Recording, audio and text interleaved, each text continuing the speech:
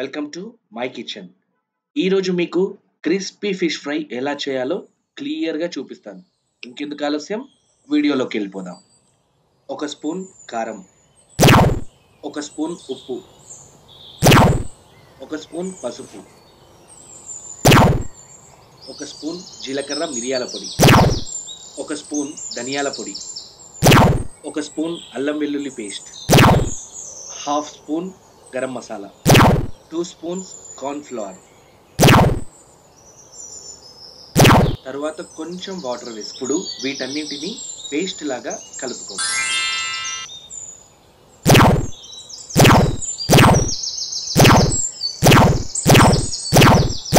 ఒక్కో చేప ముక్కకి కలుపుకున్న పేస్ట్ని మంచిగా పట్టించండి. ఆ తరువాత ఒక 4 పచ్చిమిరపకాయలను తీసుకొని వాటిని పొడుగ్గా కట్ చేసుకోండి. కట్ చేసుకున్న మిరపకాయలకి కూడా ఆ పేస్ట్ని మంచిగా పట్టించండి.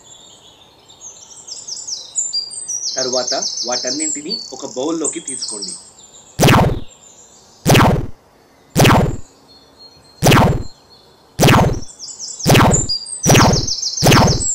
ఇప్పుడు మీరు బౌల్లో తీసుకున్న ఈ ఫిష్ పీసెస్ని ఒక 2 గంటల పాటు ఫ్రిడ్జ్లో ఉంచండి.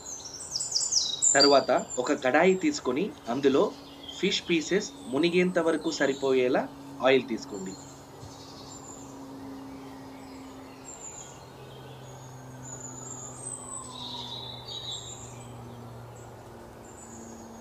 ఇప్పుడు మ్యారినేట్ చేసుకొని పక్కకు పెట్టుకున్న ఫిష్ పీసెస్ని ఒక్కొక్కటిగా ఆ కడాయిలో వేసి ఫ్రై చేసుకోవడం.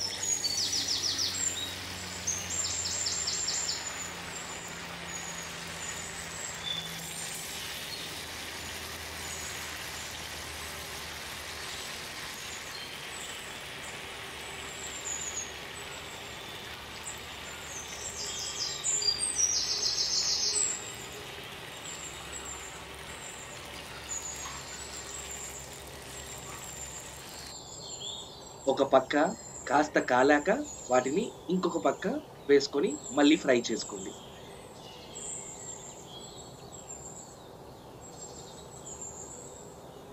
తరువాత మనం మ్యారినేట్ చేసి పెట్టుకున్న మిరపకాయల్ని అలాగే ఇంకాస్త రుచి కోసం కరివేపాకును కూడా యాడ్ చేయండి.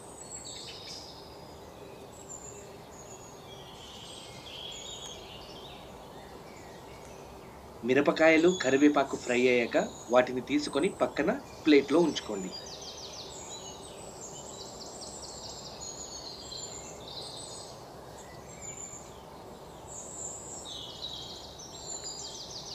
చూస్తున్నారు కదా ఎంత బాగా ఫ్రై అవుతున్నాయో, ఎంత క్రిస్పీగా కనిపిస్తున్నాయో.